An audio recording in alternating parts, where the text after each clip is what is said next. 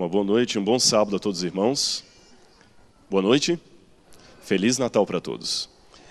Essa música foi tão linda e inspiradora e, como eu não creio em coincidências, mas em providência, ela está tão dentro do que eu vou pregar que eu pedi se ele no final pode cantar de novo essa música para a gente. E eu gostaria que você tivesse essa música em mente antes do sermão e depois do sermão. E faça a comparação do que você sentiu no início e depois. Bom, quando nós começamos aqui com poucas pessoas, e a introdução do pastor Moura, eu quase pensei que essa seria uma versão adventista para o deixados para trás, viu, pastor? Mas não creio que será. Quando eu entrei para a igreja, eu aprendi muitas expressões e palavras típicas do vocabulário adventista, que para mim era muito loucura, eu nunca não tinha ouvido falar. Eu lembro que a primeira vez que falaram comigo a volta de Jesus, eu pensava que era Jesus dando volta em algum lugar. Eu entendi a volta de Jesus, a volta, dando a volta. Cevada, glúten, fazer o pôr do sol. A variação musical, lembra da variação?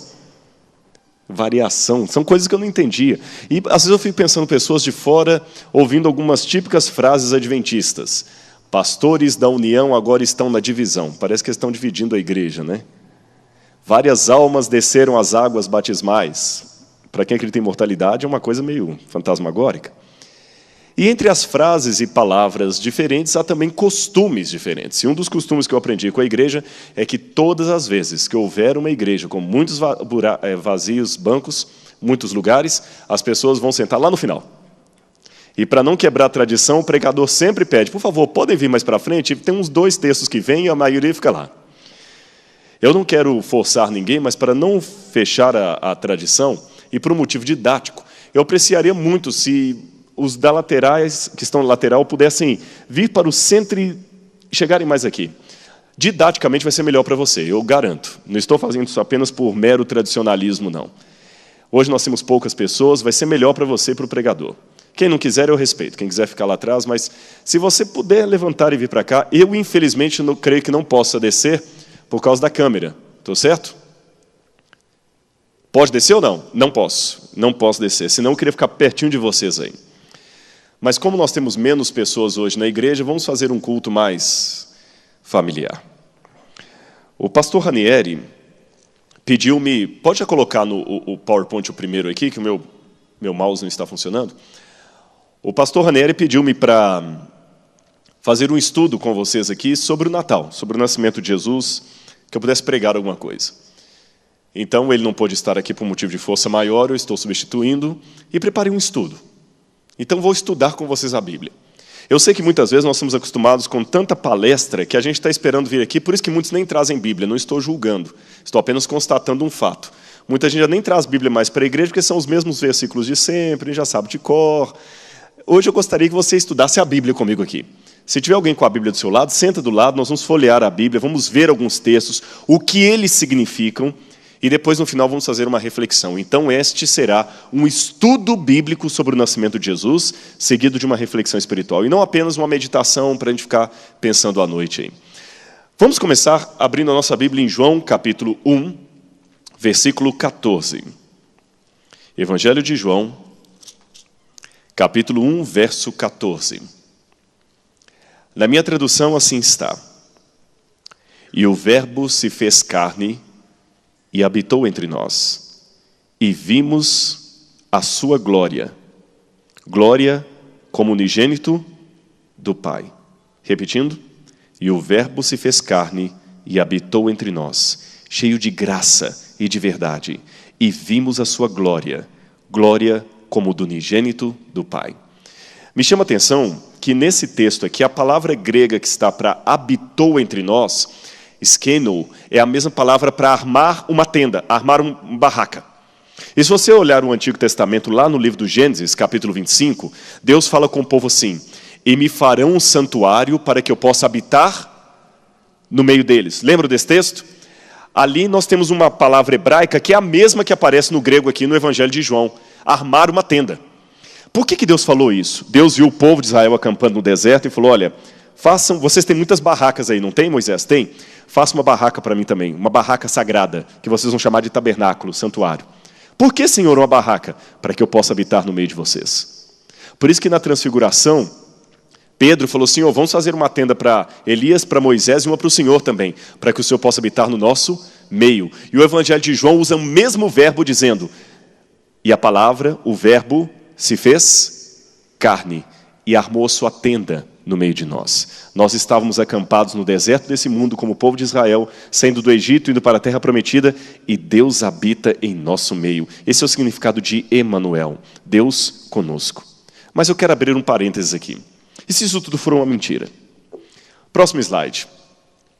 Você sabe que atualmente nós temos muitos questionamentos à Bíblia. Esse mapa mostra para vocês um pouquinho do cenário onde tudo aconteceu.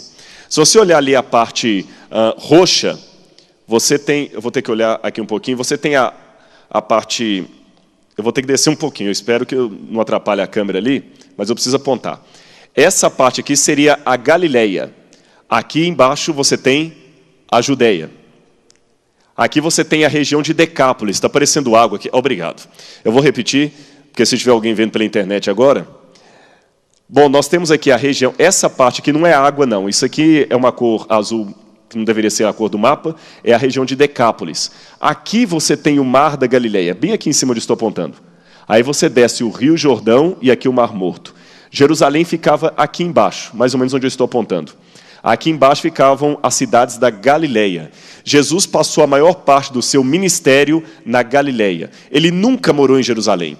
Ele só descia aqui para as festas religiosas. Belém, a cidade onde o Senhor nasceu, estava pertinho de Jerusalém aqui embaixo.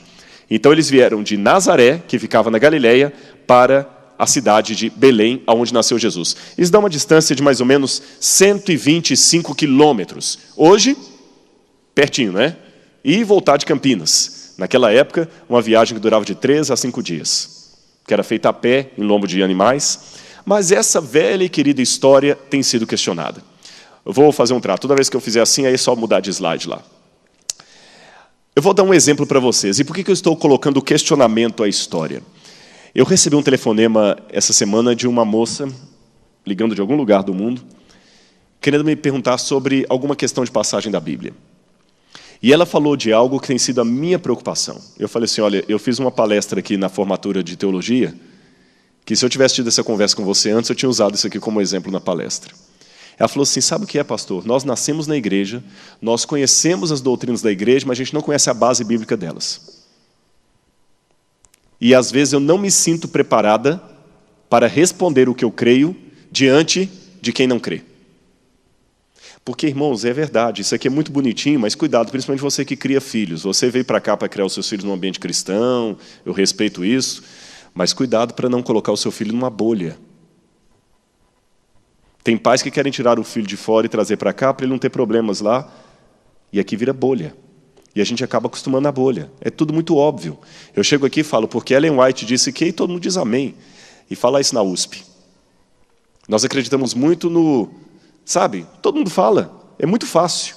E quando você está sozinho? E isso hoje tem sido questionado. E eu pergunto a você, você estaria pronto para ser questionado com relação à Bíblia? Eu vou dar o exemplo de 2 homens que estão vendendo livros a rodo aí. Um deles, o primeiro que aparece à esquerda de vocês, John Dominic Crossan, um ex-padre, hoje escreve muitos livros sobre Jesus, questionando a história da Bíblia. O outro, Bart Ehrman. Os dois têm escrito muitos best-sellers, livros famosos aí, questionando a veracidade da Bíblia. Com o primeiro, eu já tive a oportunidade de participar de um debate num fórum na Universidade Federal do Rio de Janeiro, quando ele esteve no Brasil. O segundo, eu não tive a oportunidade de conhecer pessoalmente, mas já li praticamente todos os livros deles. E falo com os irmãos, são argumentos fortes. E nessa noite eu vou dar um dos argumentos que eles dão para duvidar do Jesus da Bíblia, baseado na história do Natal. O argumento que eles usam é o seguinte... Se você olhar a Bíblia, Mateus e Lucas se contradizem, frontalmente. Por isso que eu pedi você para ficar com sua Bíblia aí. Abra sua Bíblia no Evangelho de Mateus. Você está tão acostumado a ouvir a história, a velha e feliz história do presépio, de Belém, Jesus e Maria, e quando alguém que não acredita desafiar você com isso. Por isso que eu faço um apelo aqui aos jovens. Não leiam a Bíblia, estudem a Bíblia. Tem diferença, não são sinônimos perfeitos. Ler e estudar não são sinônimos perfeitos. Não fica acostumado só com aqueles chavões da igreja, não. Procura perguntar, será que o que estão me ensinando na igreja é verdade? E pais, desculpem, antes que você pense que eu estou colocando dúvida na cabeça do seu filho, é melhor eu, como pastor, colocar esses problemas para eles e respondê-los, a que eles vejam isso na internet ou com algum colega da universidade. Eu fiz um apelo para os teologanos formandos aqui. Ou você ensina a Bíblia para a sua igreja, ou um dissidente vai fazer, ou um ateu vai fazer. Olha o que eles argumentam, e veja se no princípio não parece fazer sentido. Sua Bíblia está aberta em Mateus? Olha a versão que Mateus dá para o nascimento de Jesus. Eu coloquei até um resumo ali no meio. Mateus começa dizendo que Jesus nasceu... Dá para dizer pelo menos um pouquinho aqui? A minha vista já não está ajudando um pouquinho. Jesus nasce em Belém. Essa é a versão de Mateus. Mateus não fala nada de Jesus ter vindo de Nazaré. Olha lá, Mateus capítulo 2... Ajude-me aí, porque eu não estou conseguindo ler daqui. Mateus capítulo 2, verso 1. Tendo Jesus nascido em Belém da Judeia, em dias de rei Herodes, eis que vieram uns magos do Oriente a Jerusalém. Aí vem o segundo ponto. Mateus fala que Jesus nasceu em Belém e que vieram os magos visitar Jesus. Em seguida, o que Mateus fala? Jesus escapa para onde?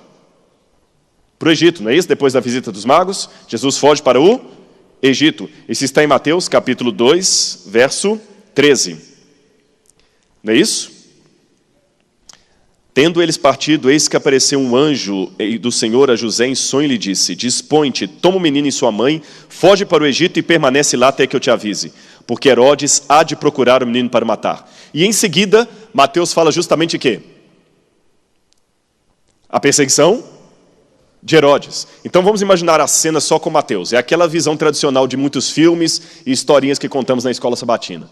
Maria vindo desesperada ali com José, os magos chegam, Maria acabou de dar à luz a Jesus, muitas vezes a cena mostra uma gruta com vaquinha, os bichinhos no presépio, Maria coloca Jesus numa manjedoura ali, aí vem os magos, oferecem presentes para Jesus, e de repente os magos, quando estão voltando, José ali, depois daquela noite de Natal, vai dormir ali na estrebaria, aí ele sonha com o anjo, pega a mulher e o menino e foge agora. Aí José levanta correndo, enrola a criança num pano, pega Maria, coloca no jumentinho, e saem os três correndo desesperados para o Egito, e ficam lá. E enquanto eles estão fugindo, vem Herodes e faz o quê? Mata as crianças de Belém. Essa é a versão de Mateus. Tem alguma coisa que eu deixei a mais? O último. Depois disto, eles saem do Egito, aí que eles vão morar em Nazaré. Verso 23. E foi habitar numa cidade chamada Nazaré. Ponto final. Vira a estrutura de Mateus? Agora vejam como Lucas é aparentemente contraditório. Agora abra sua Bíblia em Lucas. Lucas capítulo 2 também. Lucas, para começo de conversa, ignora completamente a história dos magos e do massacre. Lucas capítulo 2 diz que José e Maria moravam em Nazaré. Eles foram acidentalmente parar em Belém por causa de quê? Do censo do imperador. E depois que eles foram parar em Belém, o que acontece no capítulo... o que está escrito ali é... A família vem de Nazaré, o vermelho ali. Jesus nasce circunstancialmente em Belém. Foi um acidente Jesus nascer lá. Aí o próximo. Depois que Jesus nasce lá, o que acontece no 8º dia? Circuncidado. E no 40º dia do nascimento de Jesus, o que acontece? É apresentado nu? Mas Herodes não estava procurando para matar? Viram que aparentemente é uma contradição? Vejam bem, se Herodes estava procurando o menino para matar, como é que eles pegam o menino ainda, vão circuncidar, depois de 40 dias, que é o período ali da purificação, levam o menino para o templo, aí Jesus é apresentado no templo publicamente, vem Simeão e Ana, pegam o menino ali, falam algumas palavras bonitas, não menciona nada acerca de magos, nem de fuga do Egito, nem perseguição de Herodes. A história parece ir para um outro rumo. Como é que a gente harmoniza isso? Entenderam a crítica que eles colocam? E a princípio ela parece fazer sentido. Como é que a gente lida com isso? Bom, tem outros problemas também. Pode mostrar o próximo slide?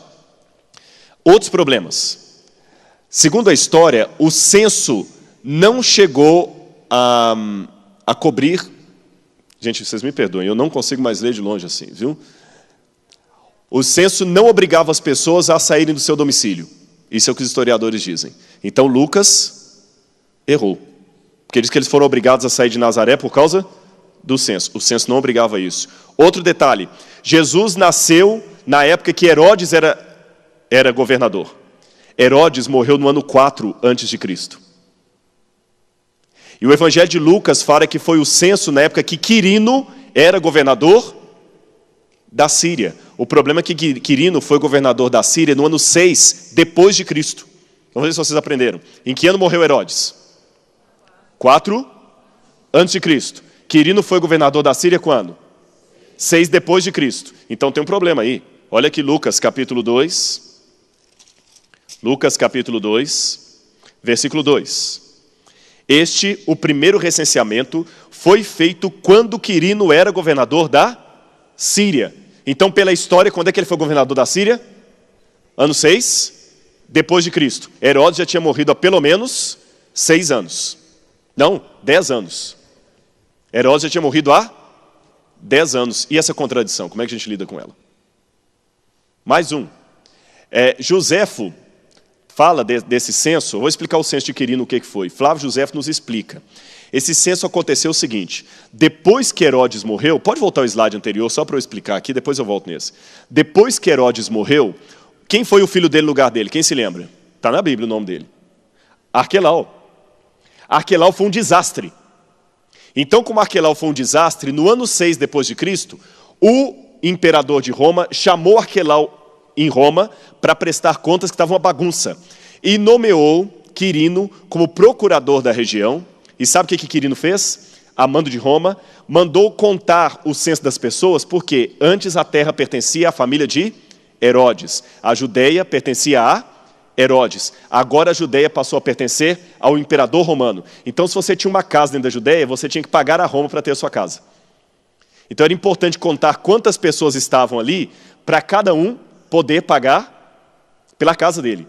Então, explicando, é como se você comprasse agora um terreno em Lagoa Bonita, está construindo a sua casinha, e de repente chega o governo americano, tira do presidente Lula o governo do Brasil e coloca um interventor americano aqui. E o interventor fala, a partir de hoje, essas terras pertencem aos Estados Unidos. Eu sei que você pagou por sua casa, mas você pagou ao governo brasileiro. Agora você vai ter que pagar de novo os impostos para ter a sua casa ao governo americano. Aí tinha um homem chamado Judas, da Galileia, que fez uma rebelião sobre isso. Aliás, o evangelista Lucas, menciona no livro de Atos a rebelião desse Judas. Mas isso foi quando mesmo? No ano 6 depois de Cristo. Como é que a gente explica isso? Bom, vamos passar o próximo slide e vamos ver. A primeira coisa que a gente tem a favor do texto bíblico é que Suetônio, que foi um antigo escritor romano, historiador romano, ele diz que Augusto César, reviveu o ofício dos censores, que há muito tempo estava em desuso. E ele tinha feito isto para contar oficialmente o povo. Então nós já temos uma coisa a favor da Bíblia. Isso os críticos não questionam. Augusto César fez muitos censos. Aliás, na biblioteca do Museu Britânico, você tem vários censos romanos. Eles ocorriam a cada 14 anos. Vamos mais um detalhe. A ideia de um censo, olha o que escreveu um crítico da Bíblia. A ideia de um censo requerendo que indivíduos se movam de sua cidade natal para a cidade de seus ancestrais é algo difícil de aceitar. E eles questionam que o império, não tem nada que fale de um censo em todo o império. Mas vem cá, o evangelista Lucas fala que houve um censo em todo o império. Mas isso não significa que ele deveria ocorrer no mesmo tempo. Compreende o que eu quero dizer? O imperador falou que todo o império deveria recensear, mas cada um no seu turno, na sua época. Tanto é que Belém estava tendo um censo, mas não fala de nenhum censo em Jerusalém. O evangelista Lucas não fala nada em Jerusalém, nem nas cidades em redor. Parece que cada vila tinha o seu recenseamento no seu tempo. Agora, será que as pessoas realmente não eram obrigadas a sair de sua casa? Olha o que diz a história. Próximo.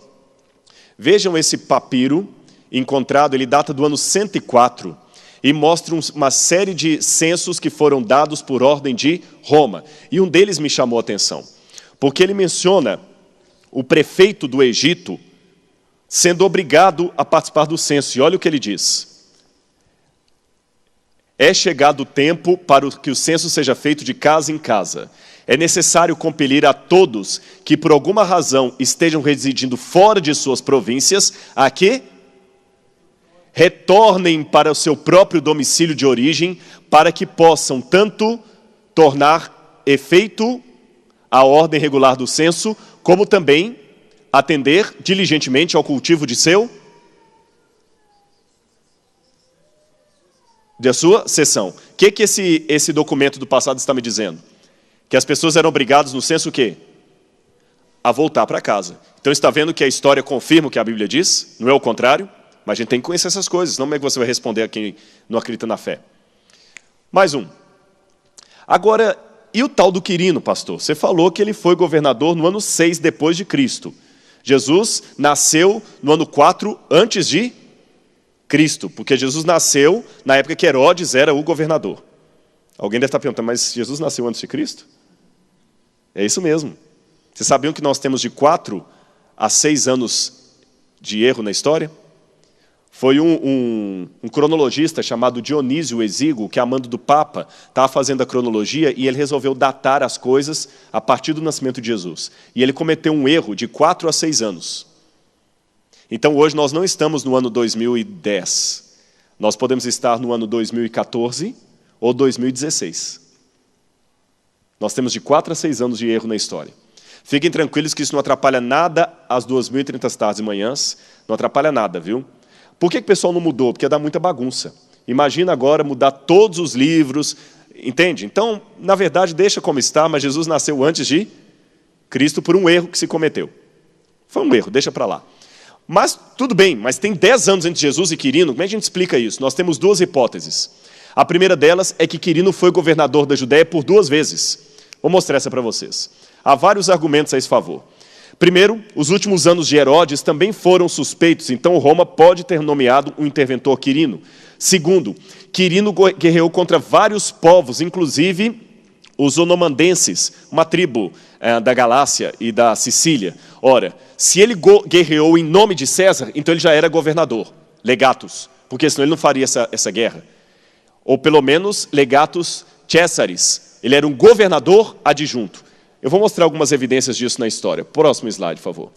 Nós temos esse Lapis Venetus, é um documento antigo de Roma que fala de um censo de Quirino. Eu sublinhei de vermelho lá, estão vendo? Ó, Quirino, census, em latim. E alguns datam essa inscrição do ano 10 a 6 a.C.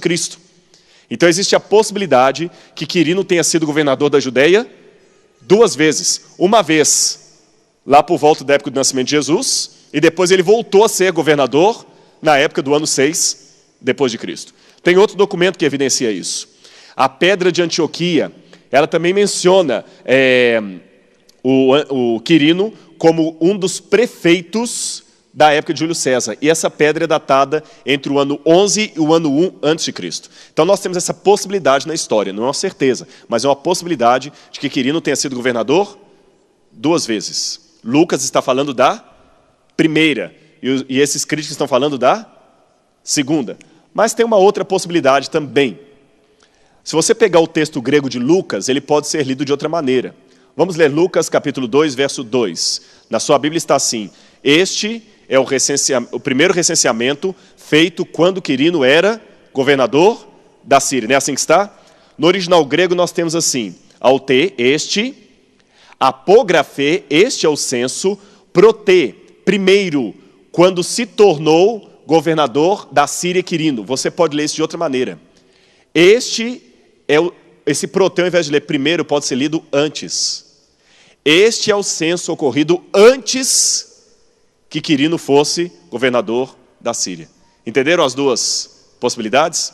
Então Lucas não está falando de um censo de Quirino, mas um censo ocorrido antes que ele fosse governador. Qual das duas é a melhor? Eu não sei, irmãos. Eu só sei que é o seguinte: a história do passado é um quebra-cabeça de 1000 peças, das quais 950 estão desaparecidas.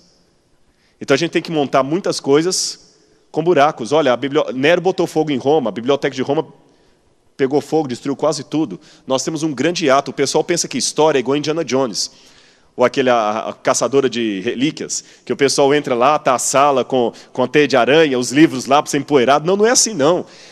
E pior que os críticos passam essa imagem na televisão, nos documentários.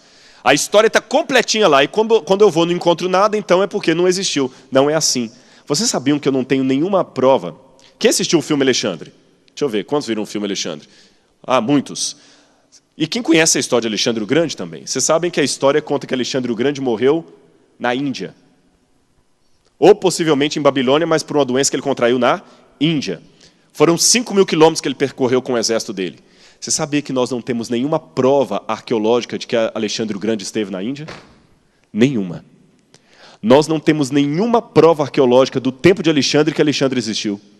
O documento mais antigo que menciona Alexandre data de 300 anos depois da morte dele. E a cópia que nós temos data de 600 anos depois. Nós não temos nenhuma prova histórica da existência de Sócrates nem de Platão. E ninguém duvida deles. De Jesus querem duvidar. Entenderam como a história é feita? Um queijo suíço cheio de buracos. Por isso que eu tenho dificuldade. Então eu não sei qual das duas procede. Eu não sei se a Bíblia está falando que Quirino foi governador 2 vezes, ou se está falando de um censo antes dele se tornar governador, mas tem a possibilidade. E antes de continuar, deixa eu abrir um parênteses para dizer 2 coisas. Primeiro, eu não vou longe. Fique tranquilo que ninguém vai precisar ficar muito tempo aqui. E segundo, pastor, eu não vou decorar tudo isso. Deixe-me dizer 3 coisas para você. Letra A. Eu não sou gênio. Eu costumo dizer para meus alunos em sala de aula, eles já ouviram isso várias vezes, eu vou agora falar para a igreja aqui, que em sala de aula você não aprende nada. Você entende. Aliás, essa frase eu aprendi com a minha esposa, que é psicopedagoga. Em sala você não aprende, você entende. Sabe como é que você aprende? É quando você pega aquele conhecimento e começa a ensinar. Aí você aprende, que ele fica na sua cabeça. Então, se você está achando que você está aprendendo o que eu estou falando, não está aprendendo nada, você está entendendo o que eu estou falando. Você só vai aprender a hora que você transformar isso em estudo bíblico, a hora que você transformar isso em pregação. Aí você não só vai aprender, como o Espírito Santo vai lembrar você daquelas coisas que você, na sua cabeça mesmo, não lembraria. Segunda coisa, mesmo que você não souber todos os detalhes, todas as respostas, mas com essa palestra eu espero que você, pelo menos, se lembre que as respostas existem. Você não precisa ficar em caos. Se algum ateu, algum crítico aparecer amanhã, você pode não saber a resposta, mas você sabe que ela existe. E você sabe onde procurar. E em terceiro, eu reforço aquilo ali. Se você só ouviu o meu sermão e voltou para casa, amanhã você não vai lembrar de mais nada. Mas se você estudar, se você compartilhar com pessoas, você vai aprender. E um dia você vai vir aqui e vai pregar tranquilo. Isso e muito mais. Sem ter diploma de teologia. Vamos continuar agora. E com relação à contradição aparente ali, próximo, em relação à contradição. Em primeiro lugar, olha que interessante, eu quero dar essa pérola para vocês. Eu tenho 2 historiadores romanos que diziam que na época que Jesus nasceu, o mundo estava esperando um Salvador. Olha o que diz nos livros romanos, esse aqui é o próprio Tácito, historiador romano. Muitos, no 1º século, estavam persuadidos de que constava nas antigas escrituras dos sacerdotes que por esse tempo o poder do Oriente se subiria e da Judeia viriam os dominadores do mundo. Olha que interessante, quem está dizendo não é um judeu, nenhum cristão, é um historiador romano. Eles já sabiam que havia uma profecia dizendo que da Judeia viriam os conquistadores do mundo. Interessante que eles colocaram no plural, mas a tradição havia. E olha o que ele diz. Esse texto ambíguo anunciava Vespasiano e Tito, mas a população judaica, como geralmente acontece com a paixão humana, interpretava essa grandeza fatal em seu favor. Vejam, o escritor romano não nega que a profecia era verdadeira. Ele só diz que ela apontava para Vespasiano e Tito, que eles foram destruir Jerusalém e subiram realmente da Judeia. Mas ele diz que era uma profecia verdadeira. Da Judeia subiu o dominador do mundo, e foi Jesus. Olha o outro historiador romano que diz a mesma coisa, Suetônio. Aumentou-se em todo o Oriente a antiga e constante opinião de que estava escrito no destino do mundo que da Judeia viriam, naquele tempo, os dominadores do mundo. Aqui eu tenho uma pista, porque que os magos do Oriente, lá da Pérsia, vieram para cá e já sabiam que Jesus ia nascer. Não foi pelas 2.030 tardes, manhãs, nem as 70 semanas. As 70 semanas apontam a época do batismo de Jesus, não do nascimento dele. Como é que eles descobriram? Havia profecias que hoje se perderam, que apontavam que o Messias ia nascer na Judéia. E mesmo não-judeus já estavam esperando aquilo. Mais um detalhe. Vamos harmonizar o texto de Mateus e Lucas. Em primeiro lugar, eu quero tirar alguns mitos da igreja. Mateus 2, verso 6. Lá não diz que Maria saiu de Belém, de Nazaré, pronta para dar à luz. A gente imagina aquela Maria vinda já com aquelas dores aqui no jumentinho. E é assim que a gente imagina? E descendo com dificuldade, e José correndo, o pessoal batendo a porta. Não, vai embora, não é assim que os desenhos mostram? Não foi nada disso. Lucas, capítulo 2, verso 6, diz: enquanto eles estavam em Belém, é isso mesmo, enquanto eles estavam em Belém, chegou o tempo dele dar à luz. Essa expressão no grego, enquanto estavam, dá a entender que eles já estavam talvez há dias ali, talvez mês. Então, José desceu com ela grávida, mas José não ia ser o idiota de trazer uma mulher grávida, já a ponto de dar à luz, 9 meses, montado no jumento. Ele não ia fazer uma coisa dessa com a esposa dele, a mãe do Salvador. Ela estava grávida, veio, e lá deu o período dos 9 meses. Eles passaram muito tempo ali. Não foi assim que chegou lá, desesperado, acabou de chegar com ela tendo contração e as portas se fechando. O pessoal cria essas coisas que lê mais filme, vê mais filme do que lê a Bíblia, né? Na Bíblia diz, enquanto eles estavam lá, chegou o tempo dela dar à luz. Outro detalhe, os magos não foram a uma manjedoura. Pode passar o próximo. Se você ler aquele texto de Mateus, lá fala assim, entrando na casa onde estavam a mulher e o menino, não na manjedoura, não no estábulo, entrando na casa. Então aquelas duas fotos lá estão erradas. Ó. José vindo com Maria já agonizando de dor, e a outra foto errada, os magos chegando no presépio lá. Não é isso que a Bíblia diz. Os magos entraram na casa. E detalhe, não eram 3, nem eram reis. A Bíblia não fala que eram 3 reis magos. Nem falam que eram 3. O pessoal deduz 3 por causa dos presentes. A Bíblia não fala quantos eram. Eram estudiosos, filósofos, Ellen White diz, que vieram da Pérsia. Mais do que isso nós não sabemos. Entenderam os mitos que a gente tira? Então agora harmonizando os dois evangelhos. Eles desceram de Nazaré para Belém por causa do censo. Mas talvez não era obrigado todo mundo descer. Mas José resolveu vir com Maria. Quando chegou em Belém, eles passaram alguns dias ali e estavam morando numa estrebaria. Eu vou explicar o porquê daqui a pouquinho. Enquanto estavam ali, chegou o tempo de Maria dar à luz. Jesus nasceu. Quando Jesus nasceu, eles levaram Jesus para ser circuncidado. Eles queriam fixar residência em Belém. Depois, levaram Jesus 40 dias ao templo. E voltaram. E Jesus continuou em Belém com a família dele. Foi crescendo. Quando Jesus estava aproximadamente com 2 aninhos de idade, ele já tinha uma casa alugada nessa época, provavelmente alugada. Nessa época que Jesus estava com quase 2 aninhos de idade, é que chegaram os magos. Não foi com Jesus recém-nascido. Como é que eu sei disso? Quando Herodes manda matar as crianças, ele manda com base na informação que os magos tinham a respeito do nascimento de Jesus. E ele manda matar as crianças de que idade para baixo? 2 anos para baixo. Então é porque Jesus já tinha mais ou menos 2 aninhos de idade. Entenderam então a harmonização de Mateus e Lucas? A contradição existe quando a gente fica olhando o filme de televisão. Quando você vai na Bíblia não existe contradição. No filme realmente parece contraditório. Maria sentindo dor para dar à luz, aí dá à luz a Jesus, já saem correndo para o Egito. E como é que deu tempo de ir lá a Jerusalém ainda? Durante 2 anos, Herodes nem percebeu que Jesus estava ali. Herodes foi perceber em torno de 2 aninhos depois de Jesus nascer, aí que os magos chegaram. Ficou claro para a igreja isso aqui? Agora, essa é uma vila da época. Aqui era mais ou menos Belém. Vou mostrar algumas coisas para vocês nesse desenho. Vocês me dão mais 10 minutos? 10, no máximo 15. Não vai mais do que isso, eu garanto. Tá bom? Tranquilos? Não, senão daqui a pouco eu tenho um dormitório. Minha esposa falou assim, você é danado, você sempre faz isso com o pessoal, né? Não, é porque para vocês garantirem que Ellen White falou para não marcar data para a volta de Jesus. Mas para o final do sermão eu posso marcar. Não, porque eu vou contar para vocês, eu vou confessar uma coisa aqui. Me dá uma agonia daqueles sermões assim, 142 maneiras de se tornar um cristão mais fiel. E depois de 4 horas ele está na maneira número 5 ainda, né? Então, quer dizer, onde é que vai parar esse negócio? 10 a 15 minutos. Mas é importante você saber isso aqui.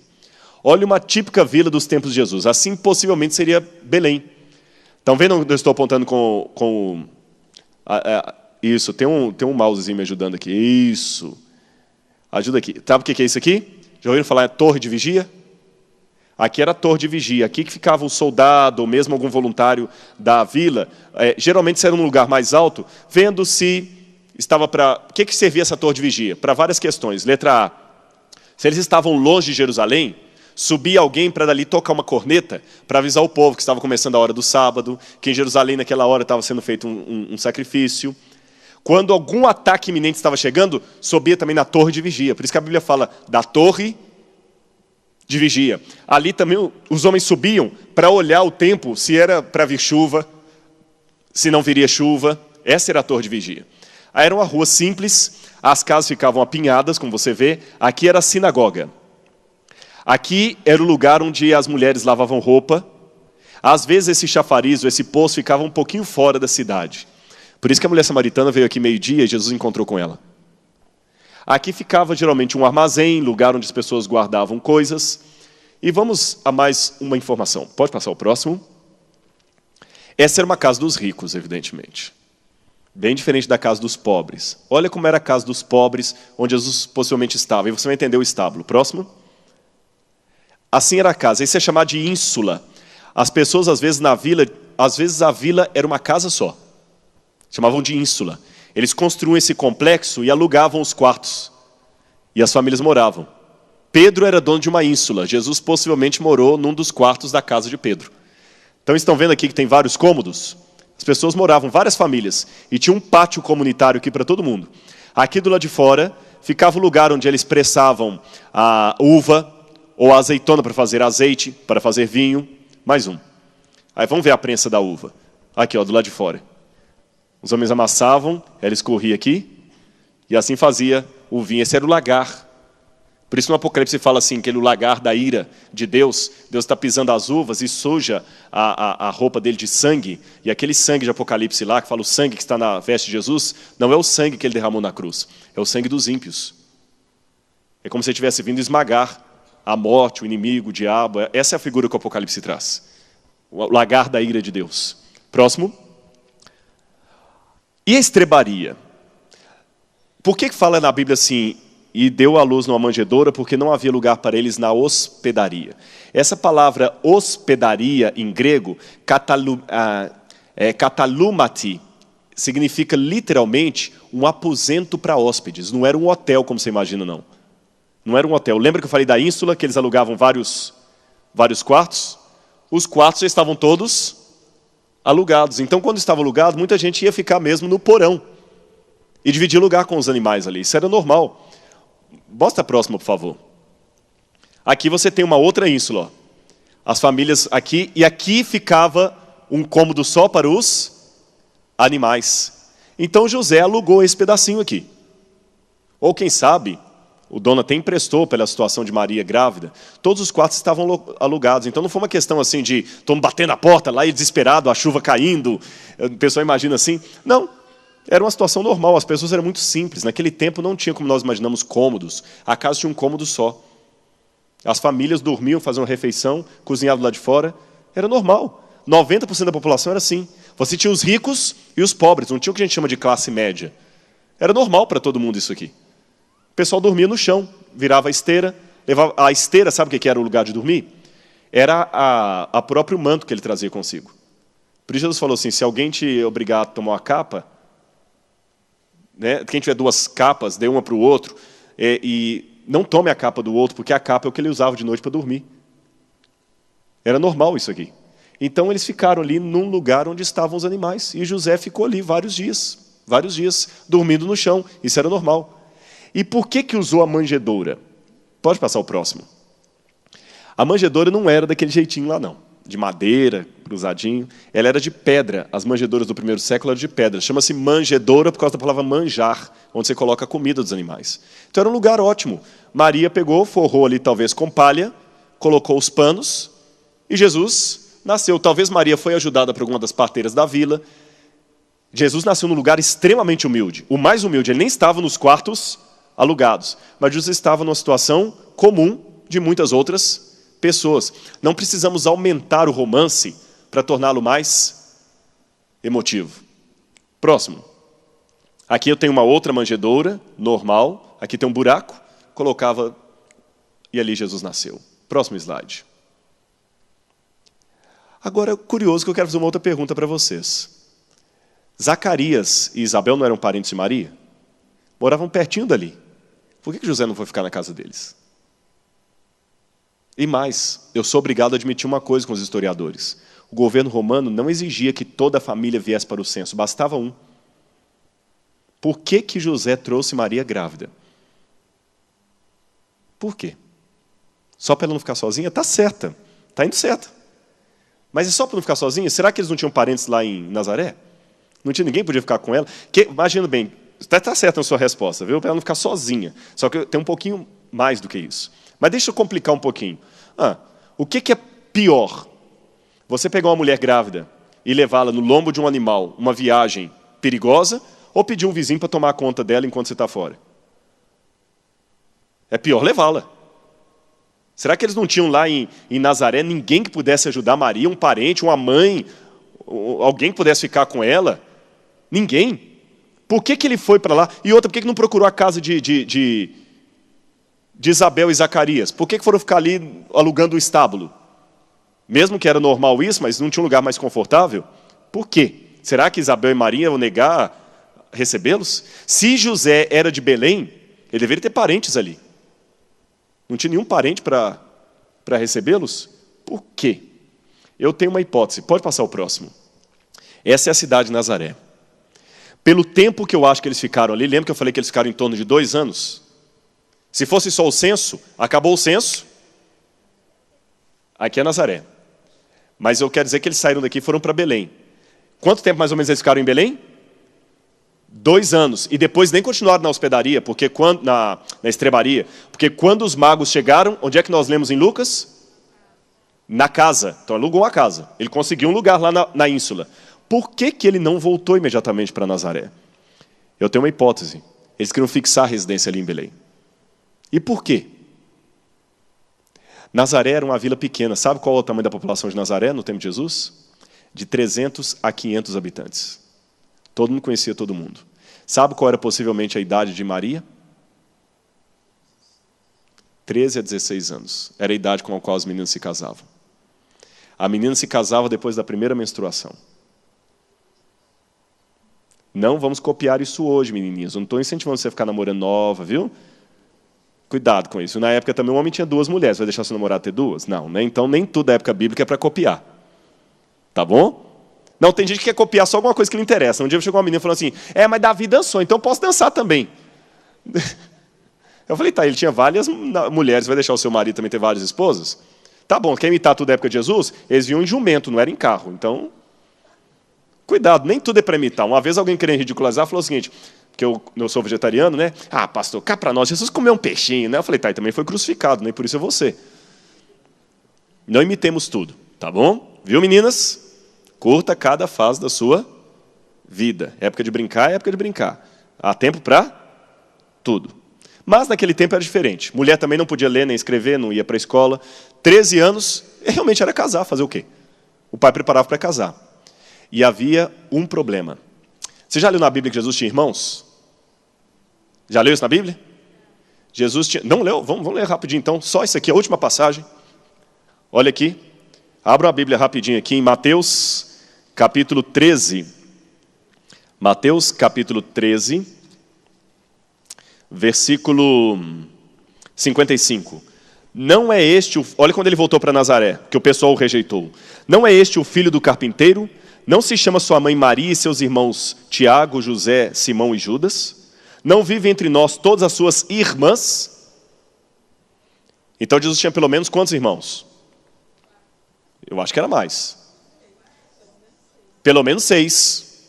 Porque ele tinha 4 homens, e fala irmãs no plural, no mínimo 2. Quem eram os irmãos de Jesus? Vou resumir para vocês. Não eram filhos de Maria.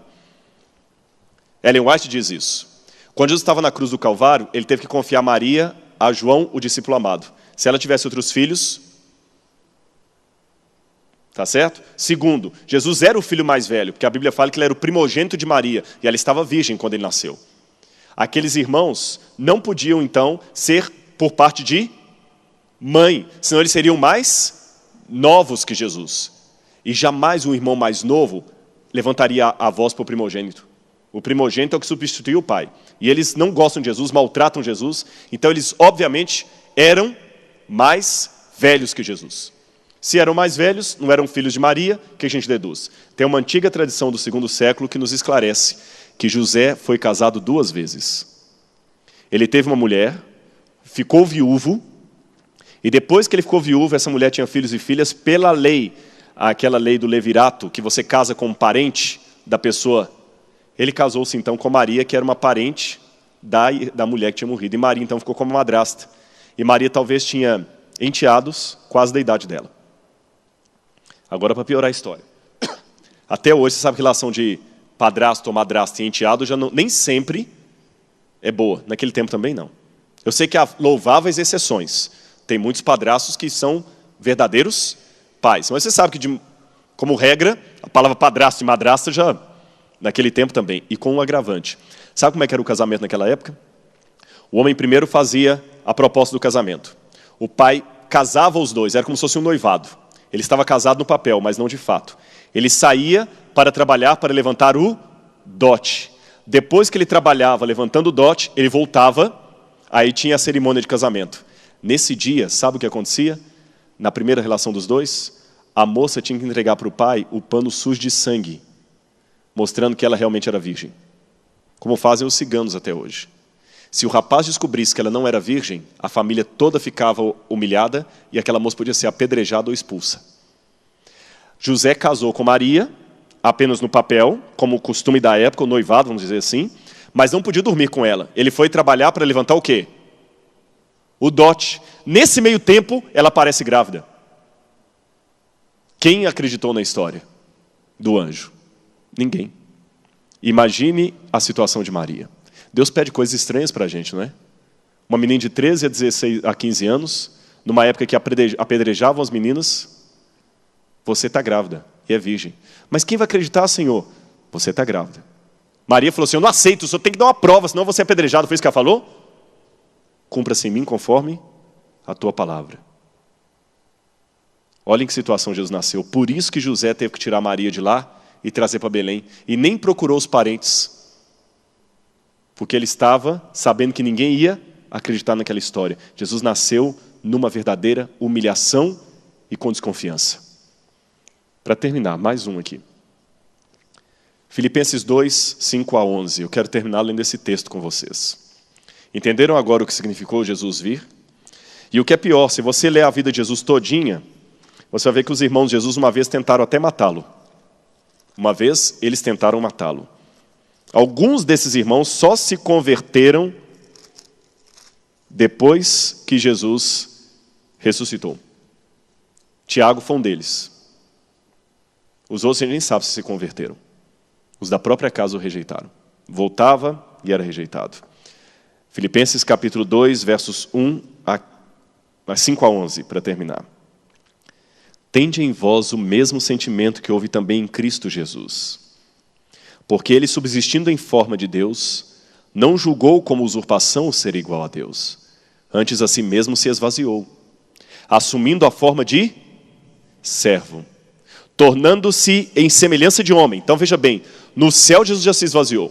De que maneira? Porque ele já aparece ali como o arcanjo Miguel. Depois ele se esvazia mais ainda. Aparece em forma de ser humano. E depois ele se esvazia mais ainda, porque além de aparecer em forma humana, o que diz o verso 8? Se humilha, tornando-se obediente até a morte, morte de cruz. Desceu mais ainda. Aí alguém pode falar, tudo bem, mas depois ele recuperou tudo e foi para o céu, né? Aí que tem um detalhe. Pelo que também Deus o exaltou sobremaneira depois da sua ressurreição, e lhe deu um nome que está acima de todo nome, para que ao nome de Jesus se dobre todo o joelho, nos céus e na terra e debaixo da terra, e toda língua confesse que Jesus Cristo é o Senhor para a glória de Deus Pai. Os que não aceitam a divindade de Jesus pegam estes e outros textos para mostrar o seguinte, se Jesus é Deus, por que no céu o Pai tem que lhe dar um nome superior ao dos anjos? Entenderam a pergunta dos que não aceitam a divindade de Jesus? Se ele é Deus, por que o Pai tem que dar um nome superior dos anjos? Por que o Pai tem que o exaltar no céu se ele já é Deus? Aí que está o detalhe. Quando Cristo assumiu a nossa natureza humana, já foi uma humilhação muito grande. Mas Ellen White nos dá uma pista. Quando ele voltou para o céu, ele não largou a natureza humana. Ele ficou para sempre com ela. Sabia disso? Jesus nunca mais vai voltar a ser o que era. E antes que alguém mal interprete o que eu estou dizendo, eu não estou declarando aqui que Jesus perdeu a divindade dele. Jesus não perdeu os dons dele. Jesus não perdeu a onipresença nem a onisciência dele. Não, mas se ele não perdeu, pastor, como é que ele faz? É um mistério. Mas uma coisa eu sei. Se eu tenho meu carro e um dia você me vê subindo a pé, você fala, pastor, você tem o carro, você é obrigado a vir de carro. Não. Se eu sou obrigado a vir de carro porque eu tenho um carro, quem é dono de quem? É o carro que é meu dono. Já não sou eu que sou dono do carro. Eu posso deixar o meu carro na garagem porque eu quero ter o prazer de caminhar com você. Jesus, de certa forma, deixou para sempre aquela forma gloriosa e assumiu para todo sempre um corpo humano por amor de você.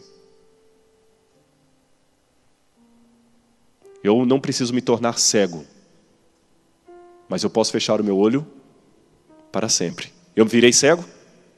Sim e não, porque eu não perdi a minha capacidade de ver, mas voluntariamente resolvi limitar a minha possibilidade.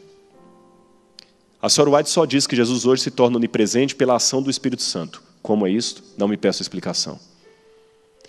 Mas eu sei de uma coisa. Por isso que eu coloquei a foto de um aquário ali. Philip Yancey conta que ele tinha um aquário em sua casa, um aquário de peixes ornamentais marítimos. E é muito difícil cuidar de um aquário desse. E toda vez que ele chegava no aquário, era caro. Os peixes fugiam dele. Os peixes tinham medo dele. Parecia um trovão. Quando ele falava peixinhos, ele batia assim no ouvido, todos corriam. Quando ele ia trocar a água para limpar, era um suplício. Todos os peixes fugiam. E ele ficava angustiado, que falava, eu amo esses peixes. Eu queria que eles soubessem quanto eu os amo. E ele um dia pensou, como é que eu posso explicar para esses peixes o quanto eu os amo? O meu mais leve sussurro dá medo neles. Eu sou um Deus para eles. E ele entendeu. A única forma seria se eu me tornasse um peixe. Eu seria igualzinho a eles. Eles não mais correriam de mim. E eu podia dizer para eles o que eu sinto por eles. Mas me tornando um peixe, eu vou estar tão igual que eu corro o risco de ser rejeitado. Entendeu o que Jesus fez? Ele se tornou um de nós. E mostra essa série de slides que eu quero ver agora. Olha o tamanho do universo. Olha a Terra, Vênus. Mas essa é a Terra comparada a Vênus. Imagina a Terra comparada, pode o próximo, a Saturno. A Terra já diminui bastante. Aqui está a Terra. Isso é só no nosso sistema solar. Agora Saturno ficou grande, né? E Júpiter também. Agora vamos comparar mais. Olha o Sol comparado a Júpiter e a Saturno. Olha o Sol. A Terra nem dá para ver mais. Esse é o Sol. Mas estão achando o Sol grande? Vamos outro. Olha como seria a estrela Arcturus comparada ao Sol. Não dá nem para mostrar mais a Terra. Estão achando grande? Próximo. Olha a estrela de Betelgeuse comparada a Arcturus. Ou Antares, como diz em português. Olha aqui. E vocês estão achando Betelgeuse grande? Só na Via Láctea tem 200 bilhões de estrelas. E sabe quantas galáxias igual a Via Láctea existem no universo? 200 bilhões. 200 bilhões. 200 bilhões de galáxias, cada uma contendo cerca de 200 bilhões de estrelas. Nessa proporção aí. E eu nem coloquei o ser humano, eu comecei com a Terra. Imagina o que é um Deus maior do que o universo, ficando para sempre, retido, voluntariamente, a um corpo humano. Ele não está preso a um corpo humano porque ele perdeu alguma coisa, é pior. Ele está preso porque ele voluntariamente aceitou morrer por mim e por você.